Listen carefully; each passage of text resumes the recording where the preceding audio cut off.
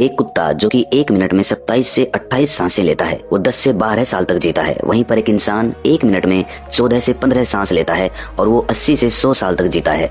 लेकिन एक कछुआ जो कि 1 मिनट में सिर्फ 5 से 6 बार सांसें लेता है वो 500 से 600 सालों तक जीता है। इससे स्पष्ट है कि जिस जीव की सांसों की संख्या जितनी कम होती है वो उतनी ही लंबी आयु तक जी सकता है।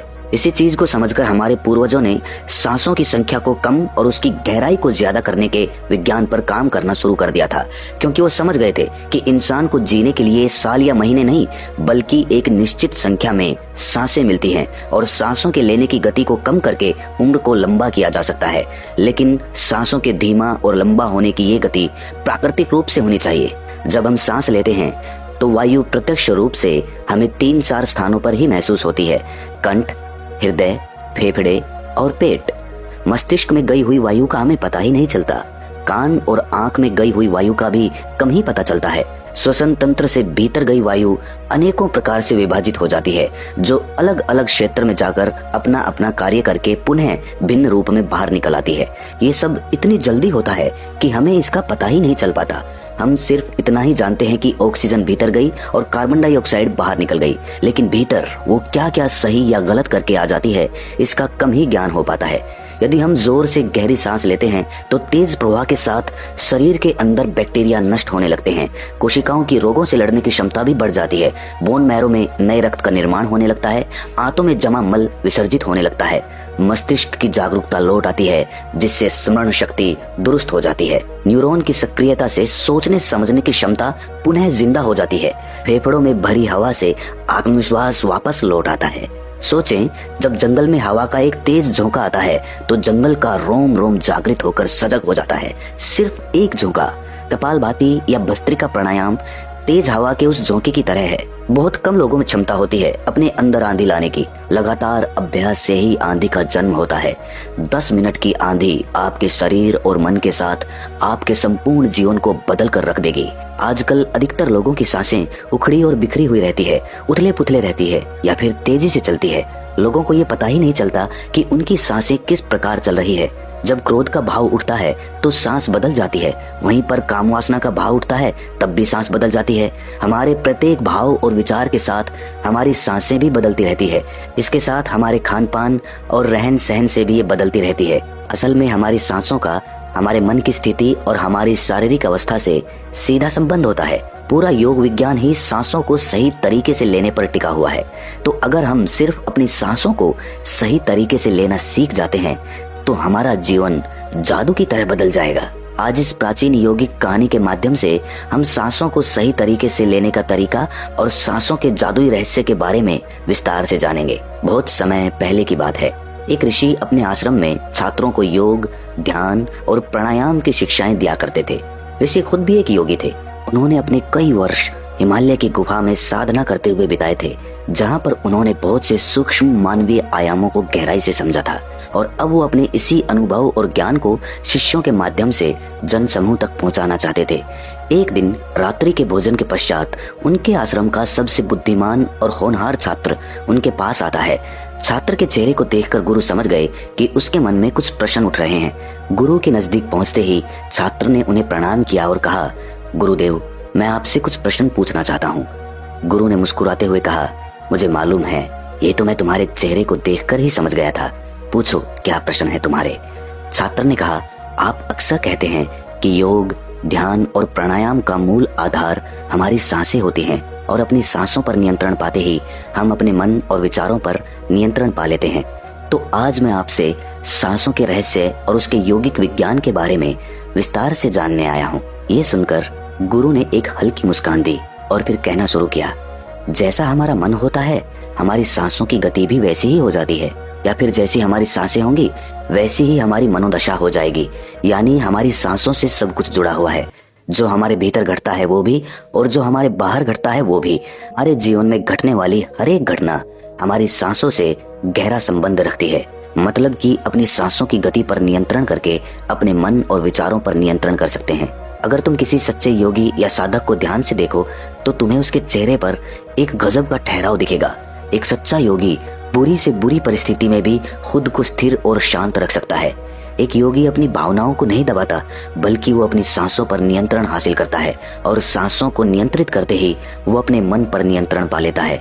और जिस आदमी का मन उसके नियंत्रण में हो, उसके पास उसकी सभी समस्याओं का समाधान है। गुरु ने छात्र की तरफ इशारा करते हुए कहा, तुमने कुछ योगियों के बारे में सुना होगा कि वो 150, 200 या फिर 300 सालों तक भी जी जाते हैं। तो आखिर वो इतने लंबे समय तक खुद को जीवित कैसे रख पाते हैं? असल में उनका नियंत्रण अपनी सांसों पर होता है, जिसे प्राण ऊर्जा भी कहते हैं। प्राण ऊर्जा हमारे चारों तरफ है, इसे कितनी मात्रा में लेना और छोड़ना है, ये एक योगी अच्छी तरह से जानता है और वो इस काम पर बहुत हद तक महारत हासिल कर लेता है। इसीलिए वो इस प्राण ऊर्जा का उपयोग अपनी जरूरत के हिसाब से कर सकता है और खुद को दीर्घायु बना सकता है। अगर तुम अपने शरीर को स्वस्थ रखना चाहते हो, सामान्य से अधिक क्षमता चाहते हो, तेज बुद्धि चाहते हो, तो तुम्हें अपनी सांसों को समझना होगा, उन्हें नियंत्रित करना होगा और उन्हें नियंत्रित करते ही तुम्हारे जीवन में सब कुछ व्यवस्थित हो जाएगा। असल में डर, चिंता और परेशानी जैसी कोई चीज होती नहीं है, ये सिर्फ हमारे मन और भावनाओं की उपज है और हमारे मन व भावनाओं को केवल एक ही चीज नियंत्रित कर सकती है और वो है हमारी सांसें। हमारे अंदर का क्रोध, चिंता, जलन, अहंकार, बदला लेने की भावना, ये सब कुछ हमारी सांसों के हिसाब से चलता है। अगर हमारी सांसों पर हमारा नियंत्रण है तो ये सभी विकार हमारे नियंत्रण में हो जाते हैं। सांस हमारे शरीर और हमारे मन के बीच पुल का काम करती है। अगर हमें अपने मन तक पहुंचना है, उसके विकारों को समझकर उनको दूर करना है, तो हमें अपने सांसों के पुल पर चलना होगा। हमें अपने सांसों के जरिए अपने मन तक पहुंचना होगा और यही एकमात्र रास्ता है अपने मन को समझने का। अगर तुमने कभी किसी बच्चे को सोता हुआ देखा हो तो तुमने अनुभव किया होगा, जब वो बच्चा सांस अंदर लेता है तो उसका पेट फूलता है और जब सांस छोड़ता है तो पेट पिचक जाता है। यानी कि एक बच्चा अपने पेट, अपनी नाभि से सांस लेता है, जो कि सांस लेने का सबसे प्राकृतिक और सही तरीका है। अपनी इस गहरी और लंबी सांस की वजह से बच्चे का मन उत्साहित और हल्का रहता है, उसका शरीर ज्यादा प्राकृतिक तरीके से काम करता है। तुमने देखा होगा, बच्चा अपने मन में किसी बात को ज्यादा लंबे समय तक नहीं रखता और ना ही वो किसी से ज्यादा लंबे समय तक गुस्सा रह सकता। अगर उसे किसी गलती पर डांट या मार दिया जाए तो वो कुछ समय बाद उसे भी भूलकर अपने खेल में मग्न हो जाता है। बच्चा इतना सरल इसीलिए हो पाता है क्योंकि उसकी सांसें प्राकृतिक रूप से चलती है, यानी नाभि से। बच्चे के शरीर को विकास चाहिए, विकास के लिए ज्यादा ऊर्जा और ज्यादा ऊर्जा के लिए ज्यादा लंबी सांसें चाहिए। इसीलिए प्रकृति ने उसे ज्यादा लंबी सांसें दी हैं। हालांकि ये लंबी सांसें हर मनुष्य को दी गई है, लेकिन इंसान ने अपने जीवन में कुछ अप्राकृतिक परिवर्तन कर अपनी सांसों को छोटा कर लिया है। वो पेट की बजाय अपने सीने से सांसों को लेता है। हम जितनी छोटी सांस लेंगे उतनी चिंता और बकवास से भरे रहेंगे। हमारी सांसें जितनी लंबी और गहरी होंगी, हम उतने ही खुश और शांत रहेंगे। गुरु ने आगे कहा कि एक आदमी 1 मिनट में 14 से 15 बार सांसें लेता है। सांस का सीधा संबंध हमारी मन की स्थिति और हमारे शारीरिक कंपन से है। अगर 1 मिनट में ली जाने वाली सांसों की संख्या 11 से नीचे आ जाए तो हम अपने आसपास होने वाले कई कंपनों को समझना शुरू कर देंगे, यानी जानवरों की आवाजें हमारे लिए स्पष्ट हो जाएगी। तुमने सुना होगा कि शेर और बाघ जैसे खूंखार जानवर भी कुछ योगियों के सामने आते ही पालतू बिल्ली की तरह व्यवहार करने लगते हैं। ऐसा इसीलिए हो पाता है क्योंकि उन योगियों ने अपनी सांसों की संख्या को कम करके जानवरों की आवाजों, उनकी भावनाओं और कंपनों के साथ एक संवाद स्थापित कर लिया है। अगर 1 मिनट में ली जाने वाली सांसों की संख्या 9 से कम हो जाए तो पेड़ और वनस्पति जो कार्य कर रहे हैं वो समझना हमारे लिए आसान हो जाएगा। अगर हमारी सांसें 1 मिनट में 6 से कम हो जाती है तो बेजान चीजें कैसे काम करती है ये समझना हमारे लिए आसान हो जाएगा। बेजान चीजों के कंपन और उनसे जुड़ी दुनिया हमारे लिए स्पष्ट हो जाती है। दूसरे शब्दों में कहा जाए तो ब्रह्मांड की प्रकृति समझी जा सकती है और ऐसी स्थिति पर पहुंचकर ही बहुत से योगी और ऋषि मुनि ब्रह्मांड के रहस्यों और उनमें घटने वाली घटनाओं की भविष्यवाणी कर देते हैं। हमारा शरीर जितना स्थिर होगा, हम उतनी ही कम सांसें लेंगे। अगर हम अपने पूरे शरीर को स्थिरता के एक निश्चित स्तर पर ले जाएं और बहुत तेज सांस ना लें तो हमारा बोध बढ़ता चला जाता है। दोस्तों, योग विज्ञान के अनुसार एक साधक अपनी सांसों पर नियंत्रण करके ऐसी बहुत सी चीजें कर सकता है जो साधारण इंसान के जीवन से परे है। योगिक परंपरा में तो ये भी कहा जाता है कि अपनी सांसों को घंटों तक रोककर एक आदमी एक नए मानवीय आयामों का अनुभव कर सकता है। ऐसी बहुत सी बीमारियां जो जानलेवा हो सकती हैं या जिनका कोई इलाज नहीं है, उन्हें केवल अपने मन और दिमाग पर नियंत्रण रखकर ठीक किया जा सकता है।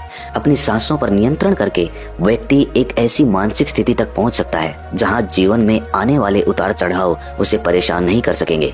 कुछ लोगों को ये सब बातें कहानी लग सकती है, क्योंकि आमतौर पर लोग ऐसा नहीं करते हैं और कोई भी चीज जिस पर उन्हें यकीन नहीं होता उसे अंधविश्वास कहकर नकार दिया जाता है। लेकिन पुरानी योगिक परंपराओं का पालन करने वाले लोग ऐसी बातों का दावा करते हैं। उन्हीं लोगों में से एक है स्वामी रामा। स्वामी रामा हिमालय की गुफाओं में रहा करते थे। उन्होंने बचपन से ही योग की प्रणालियों का अभ्यास शुरू कर दिया था। 1970 में स्वामी रामा एक अमेरिकन रिसर्च लेबोरेटरी में गए। अपनी सांसों पर नियंत्रण करके उन्होंने अपने दिमाग और मन पर कि वो जब चाहें, जितने समय के लिए चाहें, अपनी सांस, ब्रेन वेव्स, हृदय की धड़कन और शरीर में बहने वाले खून को रोक देते थे। लेबोरेटरी में मौजूद डॉक्टर्स ने स्वामी रामा के शरीर पर रिसर्च की और उन्हें मृत घोषित कर दिया। लेकिन इस अवस्था में भी स्वामी रामा सब कुछ महसूस कर सकते थे।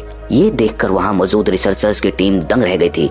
साथ ही स्वामी रामा अपने शरीर में अपनी मर्जी से ट्यूमर की ग्रोथ को घटा और बढ़ा भी सकते थे। रिसर्चर्स की जिस टीम को हिमालयन योगियों के सारे दावे अंधविश्वास और पाखंड से भरे लगते थे, वो अचानक से उन्हें इनर साइंस प्रतीत होने लगे थे, एक भीतरी विज्ञान जो साधारण मनुष्य की कल्पना से भी परे है। सांसों को ध्यानपूर्वक लेना ये एक प्राचीन योगिक टेक्निक है। एक योगी जिसने अपनी सांसों पर नियंत्रण हासिल कर लिया है, वो जब चाहे अपनी सांसों को रोक सकता है। स्वामी रामा के अनुसार अगर आप अपनी सांसों को समझ गए तो आपके शरीर में होने वाली वो बीमारियां जिनका इलाज आज मेडिकल साइंस के पास भी नहीं है, सांसों के माध्यम से उन्हें भी ठीक किया जा सकता है। श्वास के गूढ़ रहस्यों को समझाने के लिए बाद में स्वामी रामा ने अपने कुछ साथियों के साथ मिलकर एक किताब भी लिखी है जिसका नाम है साइंस ऑफ डेथ। गुरु ने आगे कहा, जब सांस विचलित होती है तो मन भी अस्थिर हो जाता है, लेकिन जब सांसें शांत होती है तो मन भी स्थिर हो जाता है और योगी दीर्घायु हो जाता है। इसीलिए हमें अपने स्वास्थ्य पर नियंत्रण करना सीखना चाहिए। गुरु ने शिष्य की आंखों में देखते हुए कहा, तुम्हें क्या लगता है, क्या तुम जितनी लंबी सांसें अंदर लेते हो उतनी ही लंबी सांस बाहर भी निकालते हो? नहीं, सामान्य स्थिति में हम जो सांस अंदर लेते हैं उसकी लंबाई 10 अंगुल होती है और सांस बाहर निकालते समय इसकी लंबाई 12 अंगुल हो जाती है। यहाँ 1 अंगुल का मतलब 1 अंगुली मोटाई से है। हमारी रोजमर्रा की जिंदगी में कुछ काम ऐसे होते हैं जिन्हें करते समय जितनी लंबी सांस अंदर जाती है उससे कई गुना ज्यादा लंबी सांस बाहर निकल जाती है। भोजन करते समय बाहर निकलने वाली सांस की लंबाई 16 से 17 अंगुल होती है। तेज चलते समय इनकी लंबाई 22 से 24 अंगुल हो जाती है। दौड़ते समय निकलने वाली सांसों की लंबाई 45 से 50 अंगुल तक पहुंच जाती है। संभोग करते समय 50 से 60 अंगुल। सोते समय नींद में बाहर निकलने वाली सांसों की लंबाई 60 से 70 अंगुल तक पहुंच जाती है। इसीलिए हमारे शास्त्रों में काम और क्रोध पर नियंत्रण रखने की बात कही गई है, क्योंकि ये हमारी प्राण शक्ति को छीन कर देती है। श्वास को इंसान की प्राण शक्ति भी कहा जाता है। जब एक 200 वर्षीय व्यक्ति से उसकी लंबी उम्र का राज पूछा गया तो उसने 2 ही चीजें बताई। पहला, नाभि तक भरकर पूरी सांस ले, और दूसरा, रीढ़ की हड्डी को हमेशा सीधा रखें। साधारण सी लगने वाली ये दोनों बातें योग और प्राणायाम की दृष्टि से बहुत महत्वपूर्ण है। असल में शरीर के अंदर जाने वाली सांस की लंबाई कम और बाहर निकलने वाली सांस की लंबाई ज्यादा होती है। यदि किसी तरीके से बाहर निकलने वाली प्राणवायु की लंबाई को कम कर दिया जाए तो लंबी उम्र को प्राप्त किया जा सकता है। स्वर शास्त्र के अनुसार यदि बाहर निकलने वाली प्राणवायु की लंबाई 1 अंगुल कम हो जाए तो व्यक्ति निष्काम हो जाता है, यानी उसके अंदर काम वासना खत्म होने लगती है। 2 अंगुल कम होने से आनंद की प्राप्ति होती है। 3 अंगुल कम होने से लेखन शक्ति बढ़ती है। 4 अंगुल कम होने से वाक सिद्धि प्राप्त हो जाती है। 5 अंगुल कम होने से आदमी को दूर दृष्टि प्राप्त होती है। 6 से 7 अंगुल कम होने से साधक के अंदर अति तीव्र गति से चलने की शक्ति आ जाती है। वो कुछ ही पलों में एक स्थान से दूसरे स्थान पर पहुंच सकता है। 8 अंगुल कम होने से साधक को 8 सिद्धियां प्राप्त हो जाती हैं। पवन पुत्र हनुमान को 8 सिद्धि नवनीत के दाता इसीलिए कहा जाता है क्योंकि उन्होंने 8 सिद्धियों को प्राप्त कर रखा है। ये 8 सिद्धियां हर इंसान में होती है, बस जरूरत है तो इन्हें जागृत करने की। बाहर निकलने वाली सांसों की लंबाई 12 अंगुल कम होने पर योगी को इच्छा मृत्यु प्राप्त हो जाती है। फिर वो जब चाहे तब तक खुद को जीवित रख सकता है। लेकिन ये सोई हुई शक्तियां केवल तभी जागृत होंगी जब मन में इन्हें जागृत करने की तीव्र अभिलाषा होगी, और मन का स्थूल रूप श्वास है, यानी सांसें हैं। इसीलिए सबसे पहले सांसों पर नियंत्रण करना होता है। भगवान शिव पार्वती को बताते हैं कि रात में ईड़ा नाड़ी और दिन में पिंगला नाड़ी को रोकने में जो सफल हो जाता है वही असल में सच्चा योगी होता है। नाड़ियों के विज्ञान के बारे में हम किसी और वीडियो में विस्तार से बात